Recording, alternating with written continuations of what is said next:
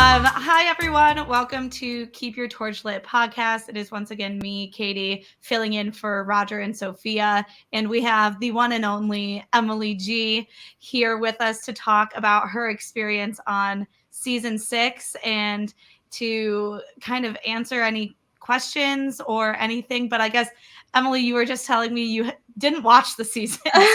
No. So, flash forward, season 6 was filmed pre-COVID era, and obviously it's like post-COVID, like very post-COVID now. Yeah. So that is it's a very interesting time to kind of look back on, like in my mind. But I think many people can kind of sympathize with the whole COVID happened, and it was just like this weird, extended black hole of time. And of course, all this occurred before that. So honestly, it kind of just slipped my mind that this was something that even happened in my life. But fair enough. Honestly, fair enough. But well, I will say any questions that I ask you, if you're kind of like, I don't recall, that's totally valid. That's totally You might fine. get a lot of those, but I'll do my best. Of course. And just for the viewers or the listeners too, Emily and I also realized that we actually did not speak a single time to each other actually during the game. It wasn't until after I was voted out that I actually, because she was working with George, who I was dating at the time, and we were like, oh, hey, we should all hang out at some point. And then COVID hit and it just never happened. So yeah, it's kind of wild how the game, I feel like it brought us in contact with so many new people, but then at the same time was so chaotic that some relationships like that just kind of fell through the cracks. Right. And even the people I felt like I made good relationships with during filming, obviously I wasn't so good at the social game as other people. I had kind of a small, tight group that I felt like of people I could trust. But like beyond that, like even those people, COVID happened and like kind of just dropped off for me. And I think that's again pretty relatable. Yeah, people I hadn't talked to at all, like just weren't even on my radar. I'm so sorry. No, you don't need to apologize. It's the same thing. It's a two-way street. Right. But why don't we start kind of from the beginning, I guess. Tell us a little bit about how you even heard about Survivor Michigan, what made you want to apply. I think, well, I guess since you didn't even watch the series, I should let you know you were a fan favorite on the show. Okay, I'll be honest. I was fully expecting to get like a not so favorable edit for whatever reason. I was like, people aren't gonna like me or like how I'm playing the game, and like, is that like a good kind of fan favorite, or is it kind of like just chaos? A good fan favorite. I will say, I know again. I'm just like, I'm horrified. That's why I'm not gonna like. That's why I haven't watched it so far. Like, I noticed that they started posting stuff, and that's the moment I unfollowed the Survivor Instagram. I was like, I don't want to think about this time of my life. I was so stressed out the whole time. I was just, oh my God. You are so real for that. Honestly, like that's so real. I maybe had like a mini panic attack once I realized that the show was going to come out, and I had to like relive all of that. It happened. It's out into the void, and what happens now is beyond my control. So exactly. Well, I'm glad people are receiving it well, though. Thank you, everybody. I didn't think I would have any fans. So no, you had a lot of fans, and I will say, and again, coming from someone who didn't really talk to you at all during the game, I think I was surprised at how much, not necessarily how much screen time you got, but the clips. The clips. No, I thought I was gonna get like 2 minutes of screen time, and it was gonna be embarrassing, and I'm like. You were a fan favorite. You were given a lot of opportunities to explain your point of view in a lot of the games. So I think that's why a lot of people really clung on to you as like a positive fan favorite. A positive fan favorite. Good stuff. Everyone was rooting for you. I promise. Well, okay, sweet. Yeah.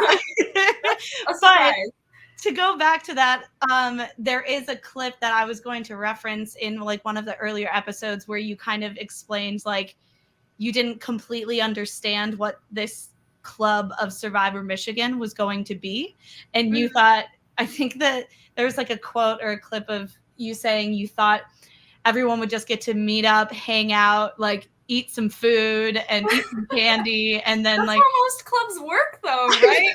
So okay, so how did I get involved in this? I never watched Survivor really growing up. I mean, my grandma would watch it sometimes, and I'd like just be there, but I was never like a fan or invested. It was just like, oh, that's what's on the TV today. Like, they're starving on an island. Nice. Right. So I was aware of the concept of Survivor, right? But when it came to actually like, how did I learn about it at Michigan? It was a Reddit post. I saw it on the U of M subreddit. Really? Yes.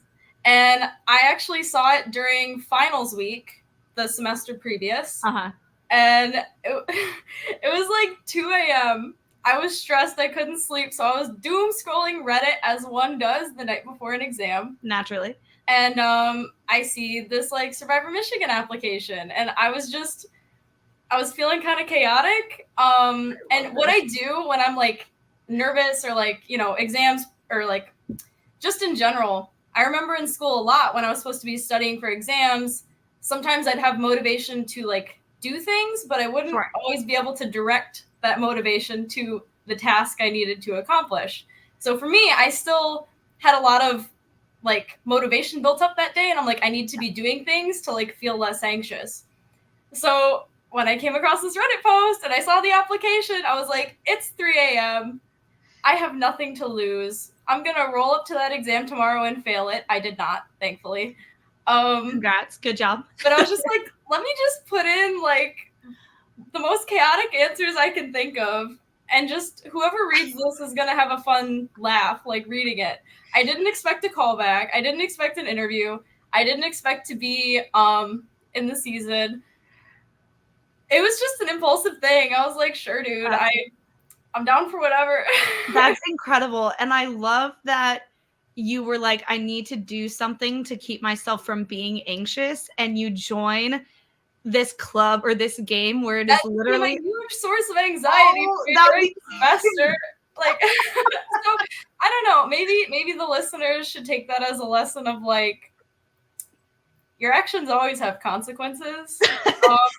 The impulsive ones, like maybe think through things, do some research into the club before. Figure out what Survivor Michigan is before you do it, because otherwise you might have a very stressful. Actually, even if you like plan to do it, I'm sure you have a very stressful time. But like for me, that created a perfect storm of I don't know what this is. I don't know any of these people. Yeah. And now I'm committed to it, and I have to film myself through this. Like, I don't know. Maybe it was just one big science experiment and everybody's watching it but myself. You know? You go. You don't know what the results are, but hey, you did it. If anything, I think that's one of the biggest things that everyone can pull out of doing something like Survivor Michigan or playing a game like Survivor is like it really does put you in so many situations that put you out of your comfort zone or kind of test your limits on either social, mental capacities for things. Right. And at least like someone who has actually just put themselves out there to do it, that alone is an accomplishment. So I applaud you for that, especially given like you knew nothing about this thing going into it and you did it, you know? Thank you. Yeah. I don't know. I feel like it's healthy to like try to approach things with an open mind, but again, actions always have consequences. And I really, that was probably, I learned a lot about that. Yeah. On Survivor. Understandable. So once you did get put on the show and you started to realize what it was about, like, oh, I need to actually play this game. I guess I signed up for this. I'm going to do it. What were your initial thoughts? What was your initial strategy, if you remember that at all? Or I remember was it just kind of day by day? I do remember there being a moment, it might have been after the first tribal. Mm-hmm. And I think we eliminated Jay. Yeah. But I just kind of remember being at that point. No, it wasn't Jay. It was after Jay. It was Abby. Yeah, she wasn't around for very long. No. but I remember distinctly after that vote, there was, I think, like, I went into it expecting one outcome, and for whatever reason, I was really surprised when it was Abby who was eliminated. And I remember afterwards being like, oh, like what happened with that? And I think people perceived her as a threat. That's why they eliminated her early on. But that's kind of the moment I realized I didn't have such a good grasp on what was going on. And then I had to think, okay, if I'm going to stick around for longer than 2 measly episodes, what do I need to do? Because even though I started this with this chaotic mindset of I'm just going to do it, I'm going to stick the landing. I'm going to commit to the bit, right? I'm not just going to like fluff around and then just, oh no, I got eliminated. Like, no, I did this. I'm going to see how far I can make it. Hell yeah. And it seemed to me that having better idea of what was going on was really the way you do that is by talking to people. And I was not doing enough of that. So I tried to do that more. And I think I was a bit more successful at it. But there came a point where I really realized there was like probably half of the cast who I had not talked to like at all. And I think that was like Taylor, you, kind of that whole group. I mean, that's understandable because we start off in 2 different tribes. Yeah.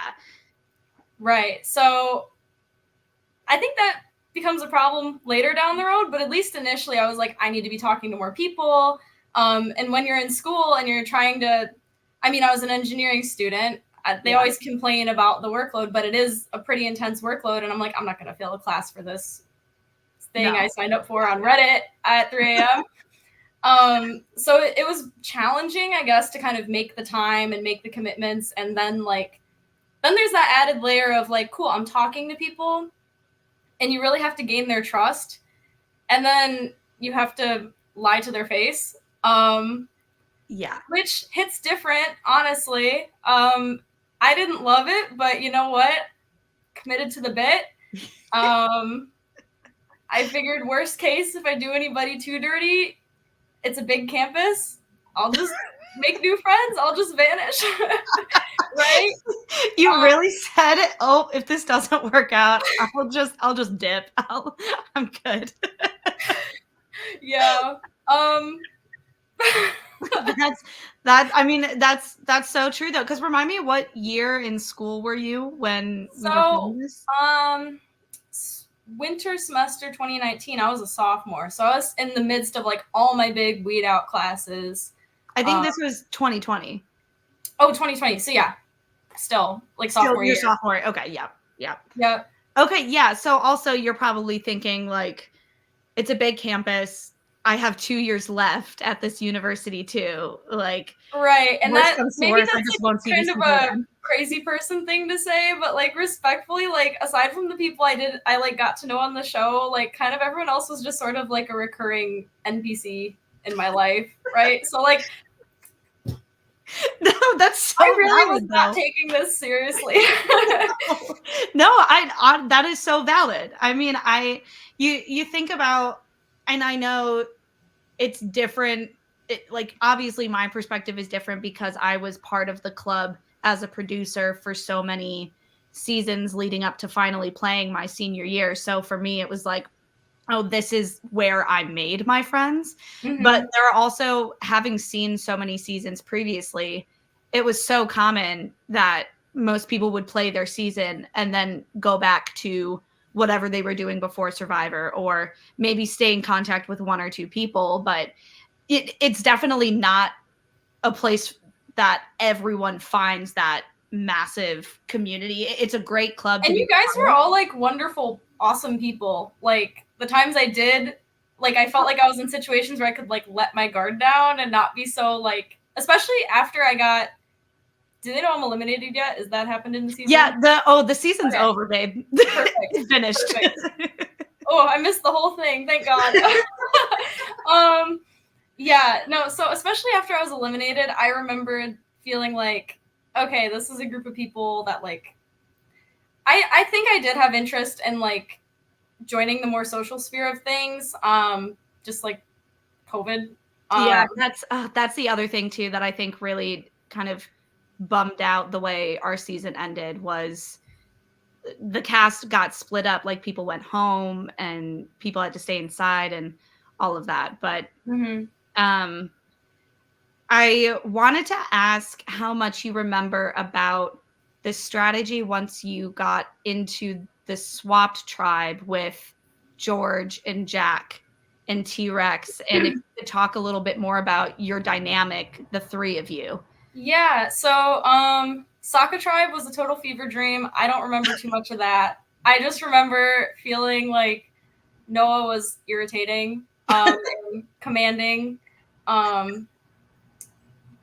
I don't know, maybe that was him and Grace's shtick, because I always felt like they were working together, and I think that they ended up actually like being working together.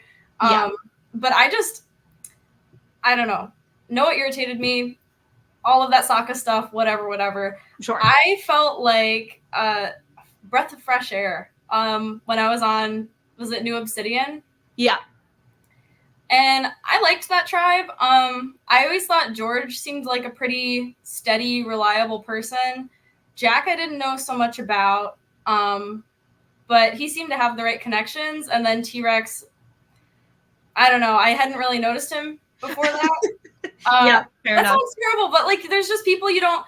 It's not like you're actually in like real show Survivor where it's like you're around these people a lot. It's just like we had our events in the week, and then whoever you talk to between things like tribal or like the challenge, you could very well just not see them. Yeah, exactly. And so T-Rex was one of those people.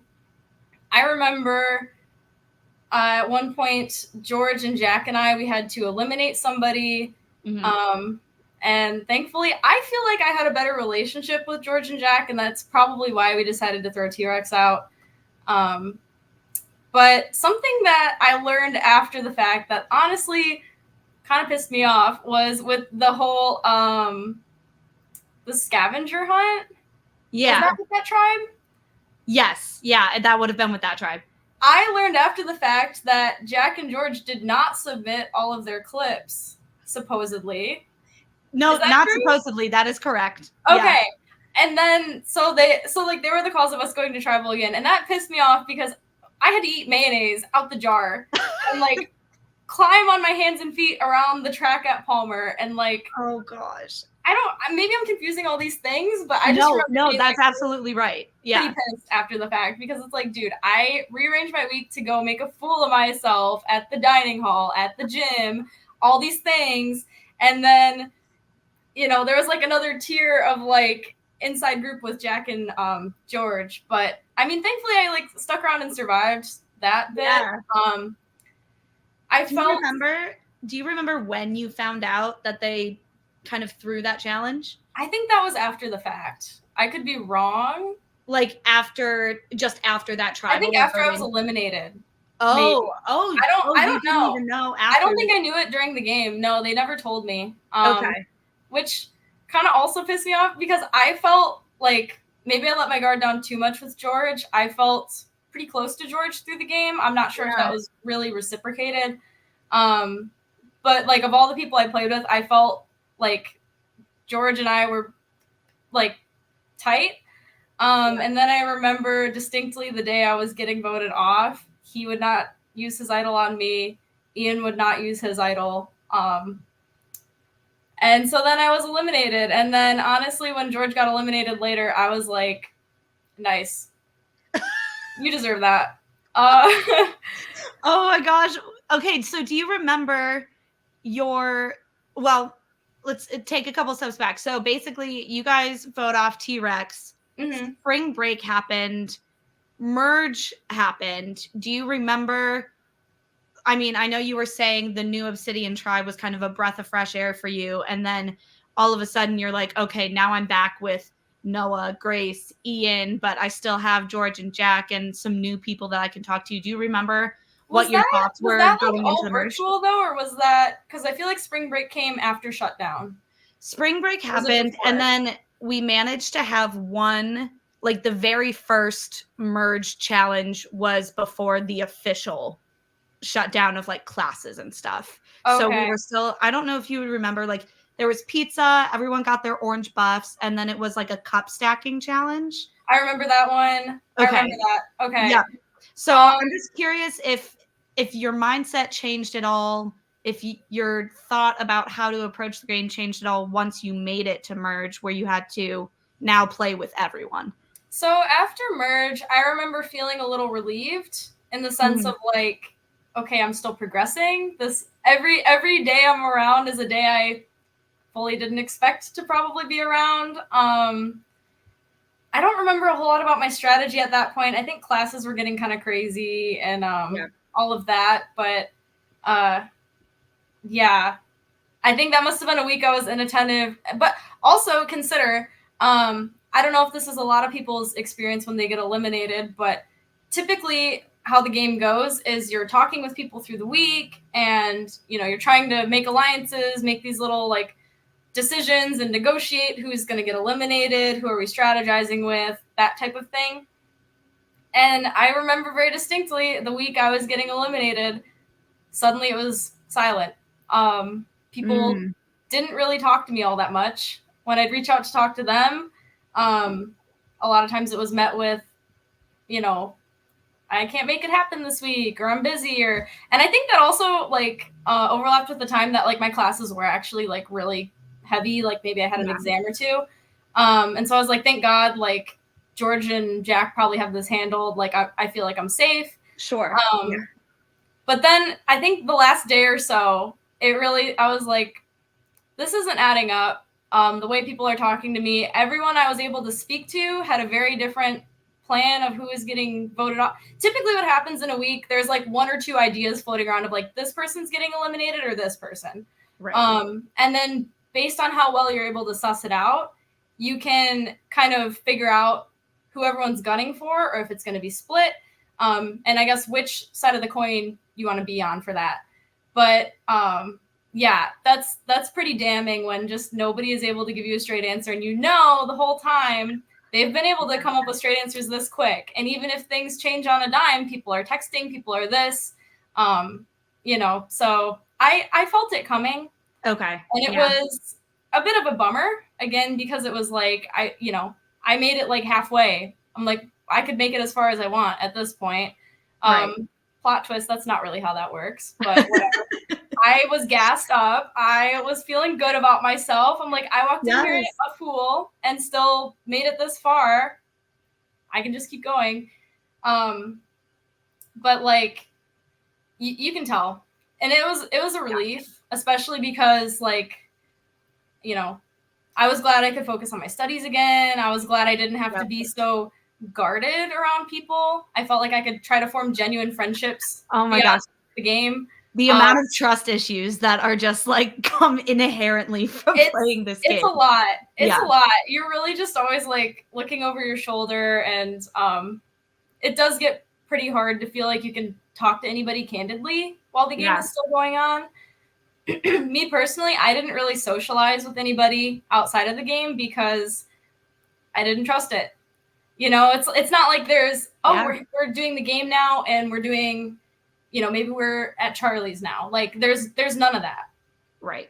It's like all of your interactions are going to lead back to the game. So I kind of kept that like sectioned off. Like the friendshipy things did not happen during the season, except for one time I was actually with my boyfriend at the time and some of his friends.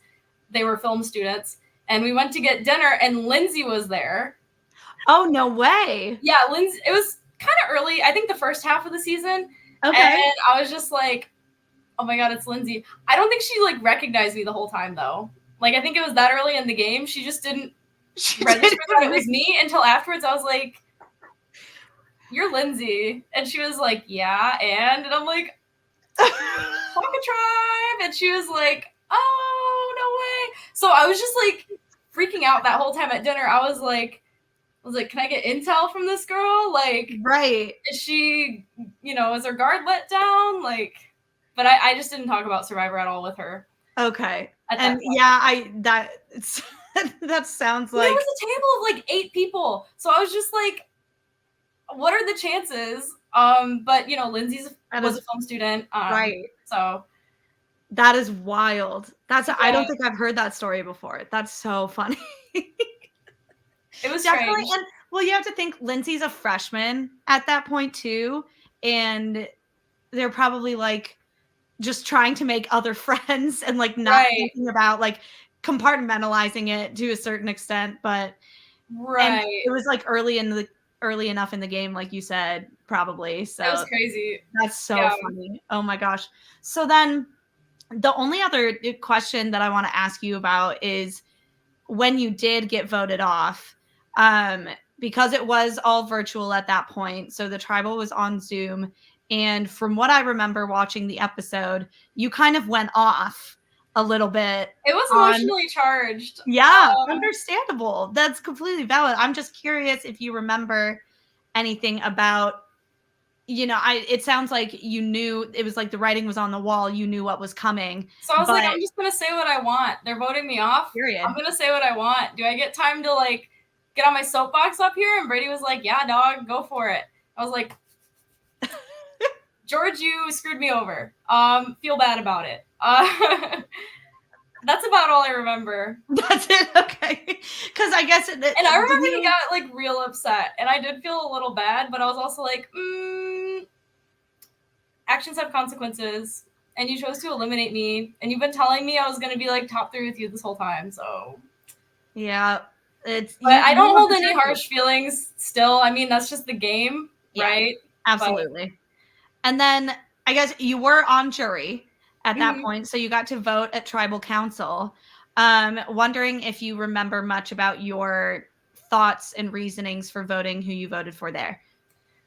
Jury was the final thing, right, where we chose the winner? Yes, exactly. Okay, so for that, it was Ian and Grace and Lindsay, right? Correct. Right. So, love Lindsay, but I don't think she deserved to win. I still maintain that. I think people, unfortunately, kind of kept her around because they thought she was an easy vote, and she probably was. But I was like, okay, she made it this far, but I see like no skill, no finesse here, unless there's like some mastermind version of Lindsay that I'm not seeing because I haven't seen the season. Maybe she like masterminded everybody, girl boss, gatekeep, gaslight, like. No, your thoughts were correct. Unfortunately, okay. Yeah, it seemed to be a lot of people near the end. Everyone was planning to bring her to the end because they felt like they could beat her. Well, and they did. Yeah. Not surprising. So, okay. And then Ian and Grace. And to remind you, Grace won unanimously. Yes. Yes. That was a first, right? Yes, I believe so. A first in Survivor Michigan history there. And honestly, I think she deserved it. She had me fooled most of the game. I know she and Noah were kind of working as a unit a lot of the time. Mm-hmm. For some reason, I always assumed Noah was the one kind of masterminding. But it sounds like it might have actually been Grace. Just Noah was the more vocal part of that duo. I could totally be misreading it, but that's I guess my perception of it. Yeah, and we want to know what your perception was. That's all. Yeah. Right. So I was very impressed because after Noah got voted out and I was kind of like hearing about things that were going on, I was like, whoa, she can manage on her own. It was actually her the whole time. Uno reverse card, like mad respect to her for that. I don't remember having any ill feelings towards Grace through the game. Then again, I didn't talk to her a bunch, but I didn't hear it from anybody else either that it was like, oh, like Grace backstabbed me on this, or like, because that's a lot of what you end up talking about with people is like, who can we actually trust? Like you figure out who you can trust, you start talking with them, you open that line of comms, but then it's like, who do they trust? What's their interactions with people? Because everyone in the game is very two-faced. You interact differently with each kind of person and in each sort of group. And so it's really important to know, I guess, like, even if someone's treated you well, if they've treated someone on your tribe who you now trust, if they've, done them dirty, that's going to change the way you want to interact with that person. And so I never heard anything about that from Grace. So I was, just 2 strikes in her favor there, Yeah. finessing it. And I haven't heard her really backstab or do anything too crazy, burn any bridges. And on the topic of burning bridges, that brings us to Ian, because Ian made his way to the top. He fought hard. I think he definitely had an advantage being a producer. And I maintain that I think a lot of the producers had an advantage of not only knowing how the game works, but like they already knew each other going in. Like, I think being a producer got you a huge leg up in the game, and Ian totally used that to his advantage, as he should. But then he was just a jerk to everybody. Like, and I should clarify for the listeners, Ian is not a jerk in real life. Like, Ian is a perfectly fine person. Mm-hmm. But in the game, he was like willing to just backstab anybody, do anything he needed to do to get ahead. All of that, which got him to the top. But when it comes a point to like get all of the voted out people to vote for you, if you've done them all dirty, they're not going to vote for you. I don't know what else to say to that. Yeah. Poor social game. Just poor. Very poor social game. Otherwise, fire. But otherwise, fire. I love that. Yeah.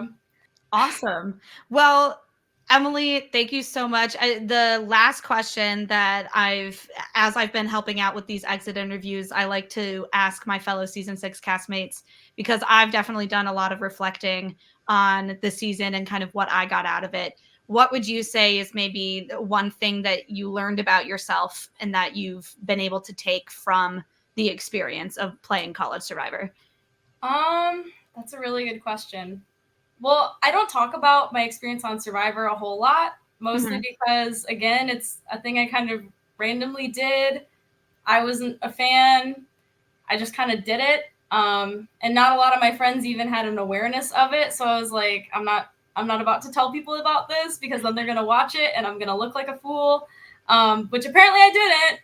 Surprise. But I think when it comes to thinking on how it like continues to affect the way I operate as a person, number one, don't underestimate the value this has on your resume. Really? I put it on my resume. I'm an engineer, and you might think that is totally unrelated. However, I don't have it on my resume anymore. But the time that I did, when I was interviewing for jobs and stuff, I'd be like, oh, this taught me a lot about social dysfunction, and I know how to navigate it very well now. There you go. That's perfect. So, and that's always an interesting thing to kind of tell people. But I'd say that's my biggest takeaway, is understanding my sort of healthy boundaries social-wise. Because Survivor is a good way to push yourself out of that comfort zone, in the sense of you're not really going to have good or healthy relationships with any of these people. That's just a fact of life. Even the people you're close to, a part of this game is backstabbing them. And I don't think learning to backstab somebody is very valuable.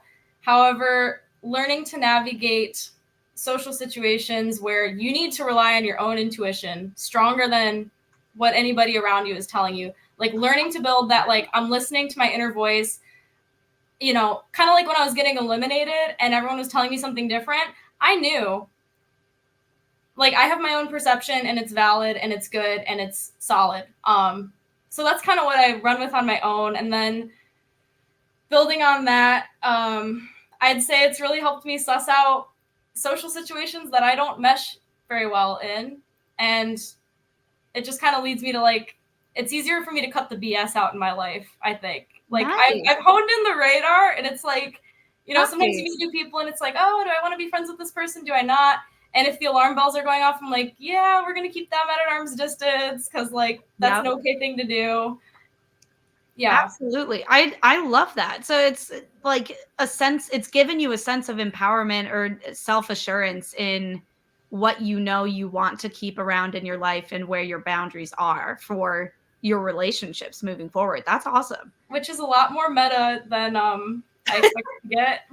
No, but that's why I asked that question, because I appreciate, I'm very much in that same mindset of, you know, I think there's as tricky of a situation or as tricky of a game as Survivor is. I definitely feel like people learn a lot about themselves out of it. Oh, for sure. Yeah. More than I bargained for. More than you at 2 a.m. on Reddit would have thought. Who would have thought? Well, I can't, although, you know, everything considered, I don't regret the experience at all. I think it was a really good experience. It had lots of ups and downs, but at the end of the day, I'm glad to say I did it. So, and I really enjoyed kind of I say enjoyed in hindsight, right? That's like a very rose-tinted glass. It's like how people are like, oh my God, I miss college. Like, no, you don't. You were up late. You weren't eating well. Yeah. You weren't sleeping enough. It's like, oh, I miss the academic, you know, girl vibes, like having my book open, no, you don't miss that. I probably sound a bit that way when I think about Survivor in hindsight, but like challenges and flaws aside, I still think it was a really cool thing to do. So I'm glad I did it. Well, I'm really glad to hear that, Emily. And I'm glad that this has given us an opportunity to reconnect.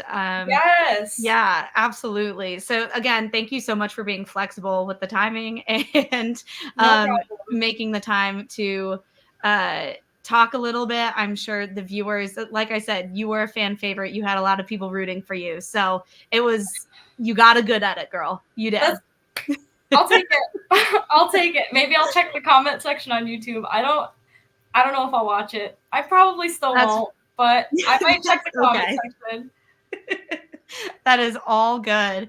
Well, thank you so much again, Emily, and hopefully we'll stay in touch. I guess I'm still trying to figure out how to sign off these things because there are people who listen to this, but stay tuned for more exit interviews from season 6, and we'll see everyone later, I guess. Thanks, everyone.